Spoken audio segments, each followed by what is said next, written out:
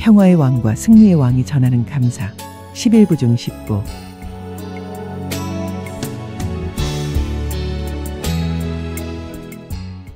Not just through great masters, but through ordinary people who got made. 위대한 스승들만이 아니라 평범한 사람들을 통해서도 신께서는 평범하지 않은 일, 흔하지 않은 일, 특별한 일을 이루십니다.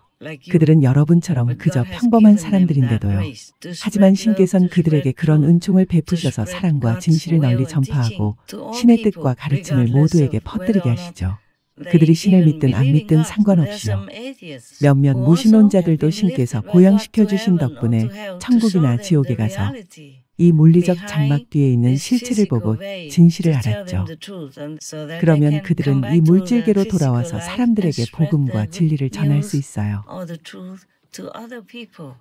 신께서는 무지한 자녀들을 이토록 세심하고 자애롭게 걱정하며 돌보고 계신 거예요.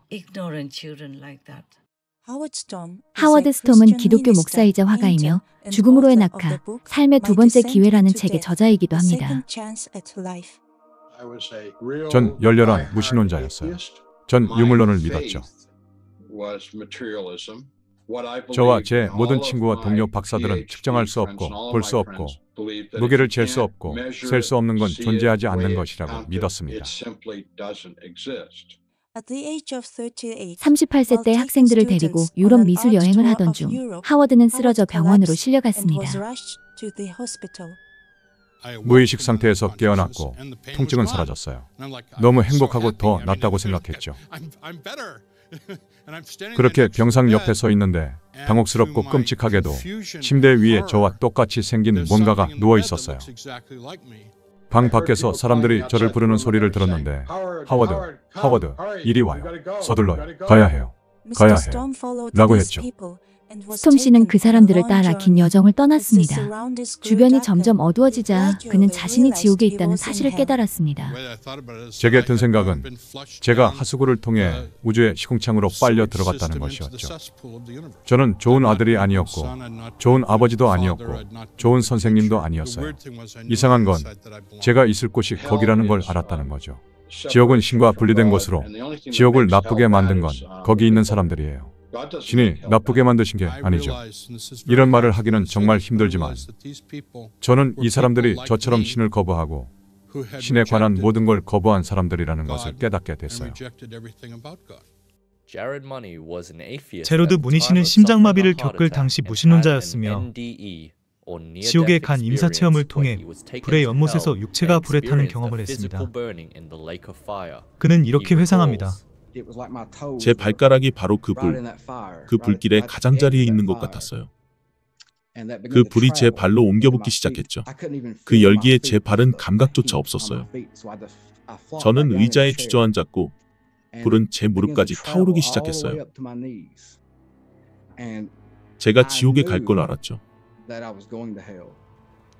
제로드 씨는 불의 연못에 빠진 많은 사람들을 봤는데 그때 느낀 점을 묻는 질문에 그들이 신을 영접하지 않아 그렇다는 걸 알았다고 했죠.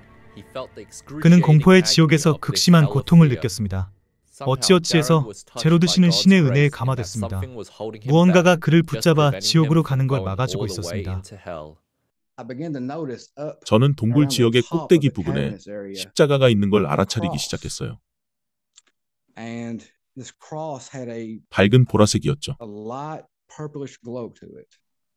거기 십자가가 떠 있을 때 목소리를 들었어요. 목소리엔 권위가 있었죠.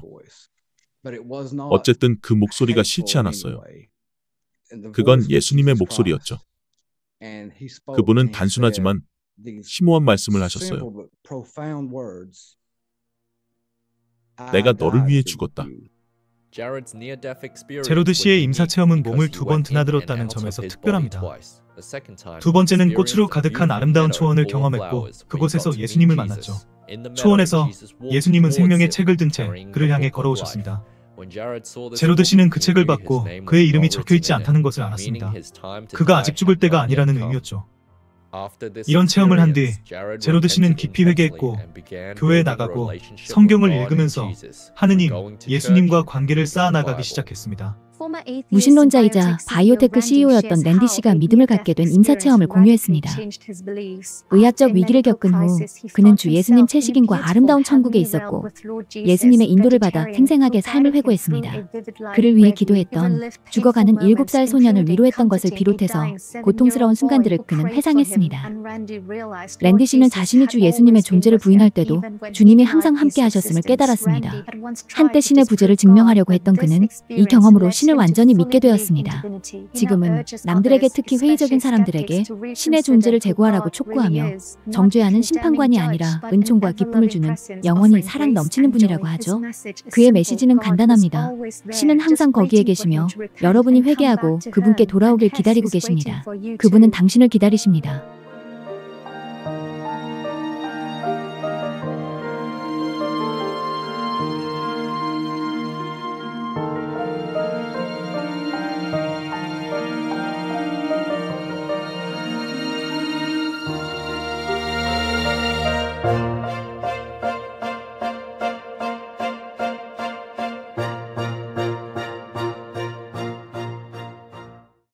등등.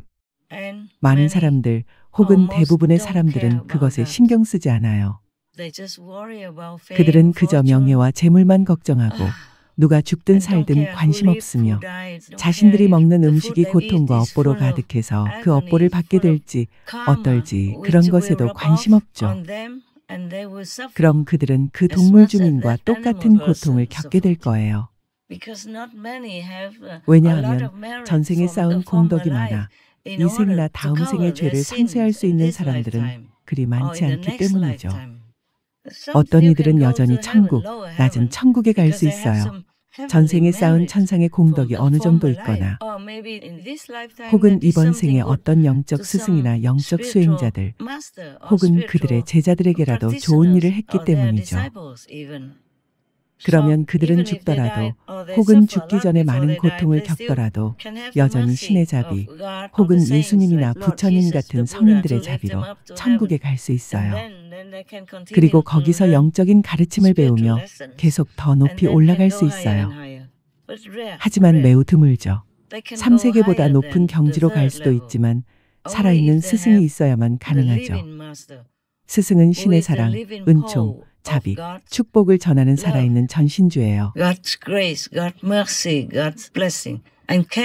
그들은 이 살아있는 스승의 육신을 접함으로써 참계를 넘어 더 높은 곳으로 올라갈 수 있죠. 높이 올라갈 수 있다면 대개는 5세계까지죠. 오직 팀코트 같은 특별한 분들만이 그보다 높은 곳, 10세계보다 더 높은 곳, 11세계 넘어 12세계까지 제자들을 데려가실 수 있어요.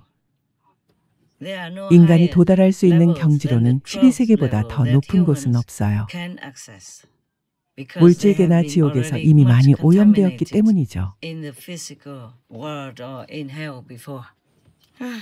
여러분 중에서 내가 하는 말을 듣거나 믿는 사람이 얼마나 될지 궁금하군요.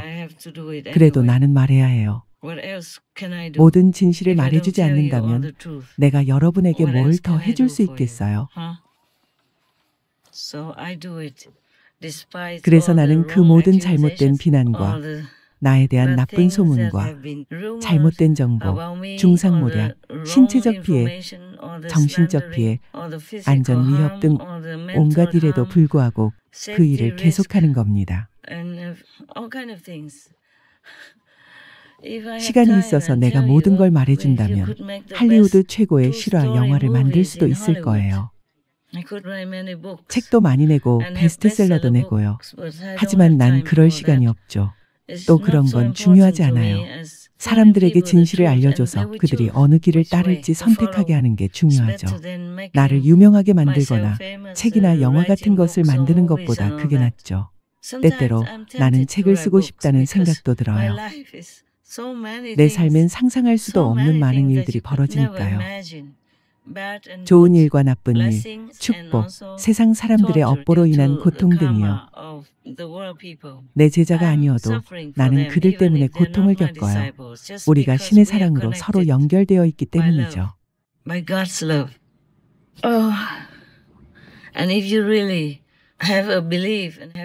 만일 여러분에게 진실로 믿음이 있고 훌륭한 스승과 내가 전하는 관음법문처럼 훌륭한 법문이 있다면 언젠가는 자신이 만물 속의 존재함을 알게 될 거예요. 그때가 신과 하나가 되는 때이죠. 왜냐하면 신께서는 만물 속에 거하시니까요. 모두에게 영적 행운을 빌어요. 수프림 마스터 TV가 있으니 내가 이렇게 말하면 이 말이 온 세상에 울려 퍼지고 여러분 영혼에 가닿을 수도 있겠죠. 그러면 설사 이 생에서 스승을 찾지 못하거나 날 찾아오지 않더라도 씨앗이 심어지죠.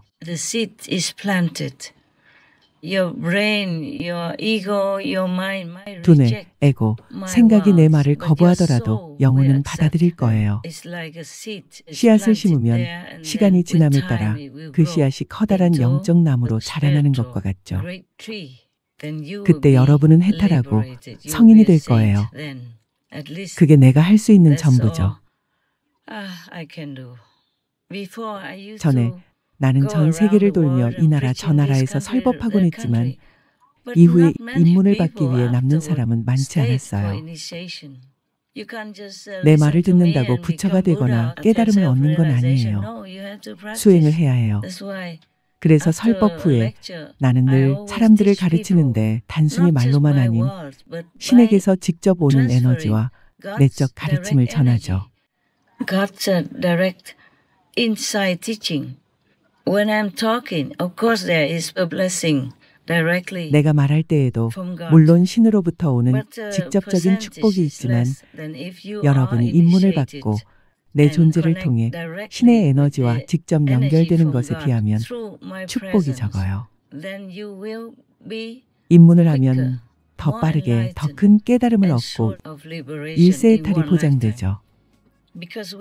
왜냐하면 내가 직접 입문을 주거나 누군가에게 위임하고 일시적으로 권한을 부여해서 입문을 시킬 때 여러분이 그 자리에 있다면 다른 힘을 전수받고 이 생의 해탈을 하게 될 테니까요.